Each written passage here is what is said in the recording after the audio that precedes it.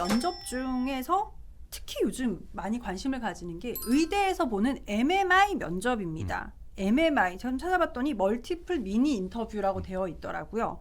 뭔가 다양한 걸 평가하는 인터뷰 같긴 한데 아직 정보가 좀 많이 없는 것 같아서 MMI는 뭔가요? MMI 뭐 말씀하셨다시피 멀티플 미니 인터뷰의 약자인데요. 네. 다중 미니 면접입니다. 그러니까는 이 학생이 면접 보러 가서 한 번 시험 보고 나오는 게 아니고 네. 면접방이 보통 3개에서 6개입니다.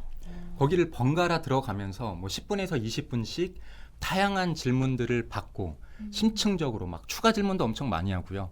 그런 식으로 이 학생을 좀 다각적으로 분석하려고 하는 게 MMI 면접입니다. 학생들이 사실 많이 접하기 어려운 형태의 면접이라서 좀 준비가 필요할 것 같은데요. 맞아요. 이게 의대에서는 보통 이 MMI 면접 방식으로 보는 학교들이 많은데 이게 좀 문제라고 생각을 하는 게 MMI에 대해서 만약에 학생 본인이 준비를 좀 대비를 해야겠다라고 했을 때 정보를 얻기가 좀 쉽지가 않아요. 네. 그러니까 그러다 보니까 또 사교육에 의존을 하게 되는 건데 이거는 조금 불공평하다고 봅니다. 왜냐하면은 문제가 굉장히 쉽게 나오거든요. 문제 자체는 쉬워요.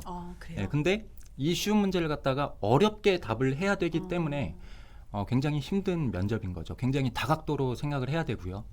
그래서 아무래도 이거는 좀 불공평하다. 정보의 어떤 편차가 굉장히 심하기 때문에 오늘 이렇게 좀 말씀을 드릴 때도 적어도 정보는 모두에게 다 주어져야 된다고 해야 좀 공평하다고 생각을 해서 오늘 제가 한번 알고 있는 거 그냥 싹 다 말씀드려 보겠습니다. 감사합니다. 네, 오늘 알고 계신 노하우를 모두 다 말씀 주시기로 하셨으니까 기대하고 들어보겠습니다.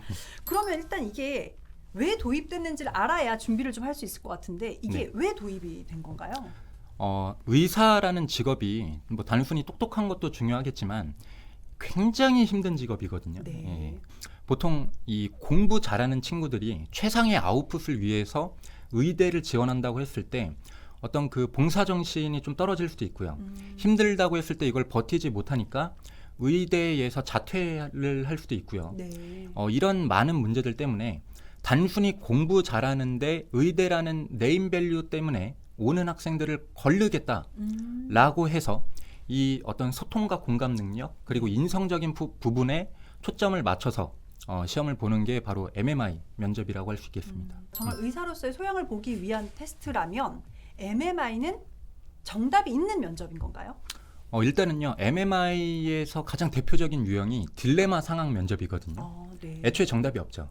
네. 정답이 없는데 평가하고자 하는 기준이 확실하기 때문에 요구하는 답변은 분명히 있을 거거든요. 네. 기출 문제를 그냥 하나 예시로 들면은 네.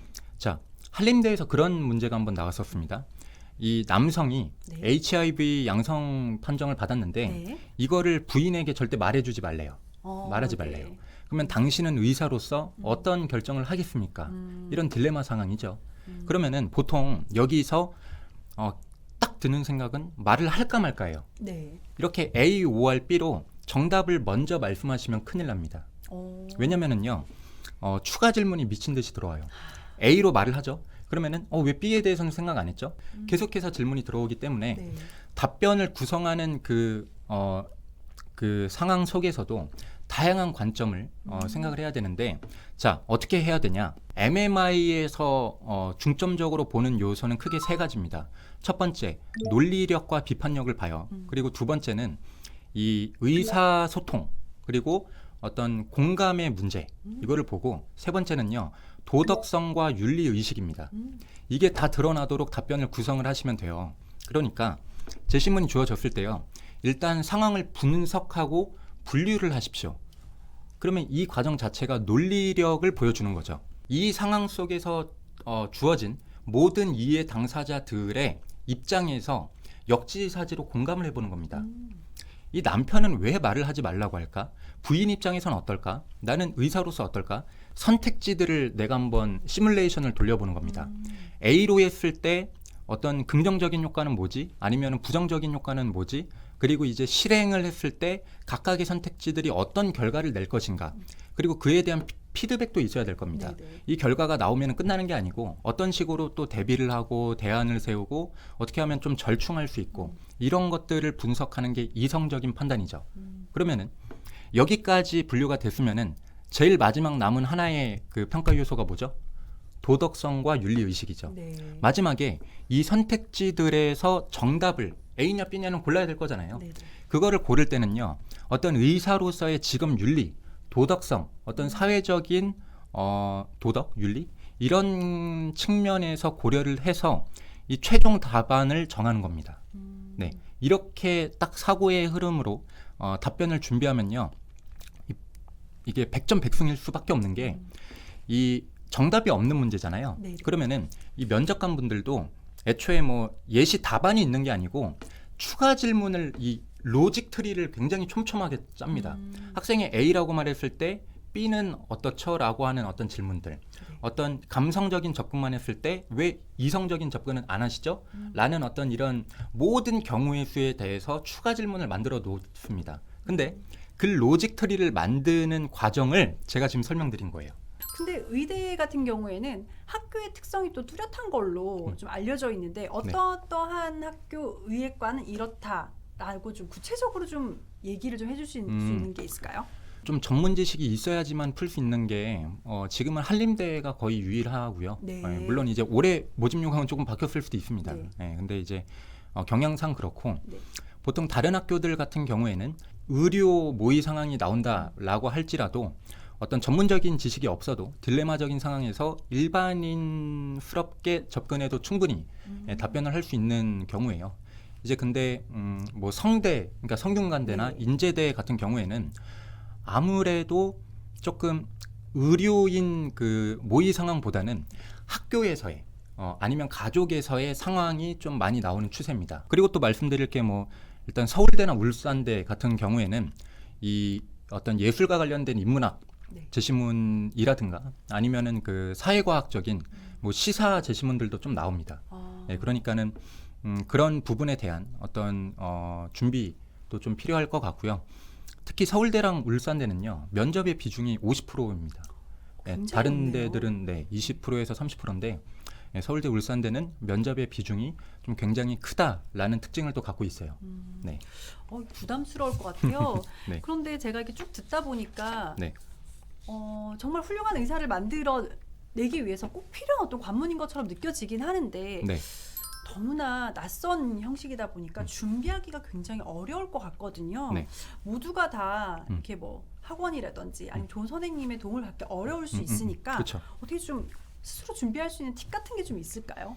팁은 아까 전에 이제 그 틀에 맞춰서 이렇게 답변을 준비하시되 어떤 이거 좀 꿀팁을 좀 네. 드리자면은 굉장히 중요한 겁니다. 이거 고3 학생들에게 어떤 인격적인 완성이라든가 엄청난 답변을 애초에 기대하지는 않아요.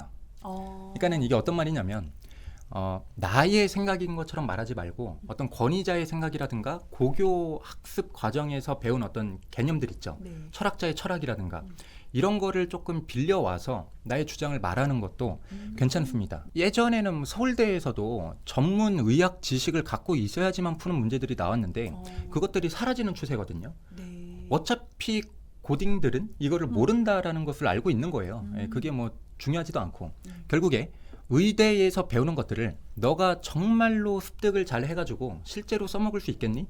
를 보는 것이기 때문에 자 고등학교 과정에서 특정 개념을 배운 다음에 딜레마 상황에서 너의 의사결정 판단에 적용해서 생각할 수 있겠니를 물어보는 거죠.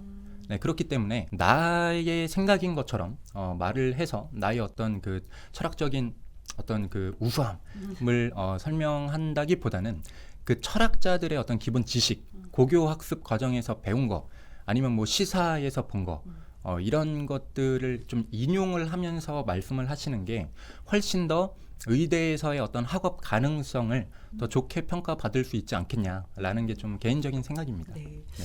어떤 정답이 있는 건 아니지만 어쨌거나 12년 동안 학교에서 배운 뭐 철학적인 가치, 윤리관 이런 거를 명확하게 확립을 하고 답변을 하면 좀 더 도움이 될 것 같다는 생각이 드네요. 그렇죠. 네.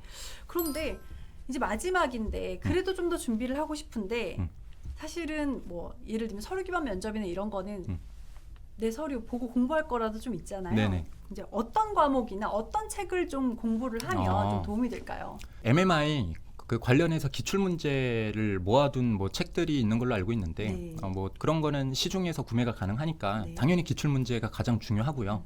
그리고 MMI 관련한 어떤 전공 지식들을 또 모아둔 게 있어요. 예, 물론 뭐 중요하진 않다라고 말씀을 드렸지만 네네. 그 부분 대비는 또 충분히 해야 되는 문제고, 네. 그리고 이 밖에서 좀 말씀을 드리면은 저는 그 마이클 샌델 교수의 뭐 다들 알고 계신 정의란 무엇인가라는 책 있잖아요. 네네. 거기가 이 딜레마 상황에 대해서 다양한 관점으로 좀 접근을 하거든요. 그래서 뭐 시간 여유가 되신다라고 하면은 그 어떤 정의란 무엇인가 책도 도움이 될 것 같고, 그리고 이 밖에도 어떤 과학적 어떤 기술과 철학적인 윤리를 좀 엮어서 쓴 책들, 융합적인 책들이 좀 있거든요. 네. 그런 책들을 다양하게 조금 탐독하는 것도 좀 도움이 되지 않을까 생각을 합니다. 네, 오늘 이제 수능 끝나고 마지막 남은 면접 관련해서 어떤 것들 준비해야 할지 찬찬하게 다 살펴보았는데요. 오늘 나와주셔서 너무 감사드리고요. 그리고 보시는 분들 정말 많은 정보가 되었으면 하는 바람입니다. 마지막까지 좋은 결과 있기를 바라겠습니다. 오늘 나와주셔서 감사합니다. 네, 감사합니다. 네, 감사합니다.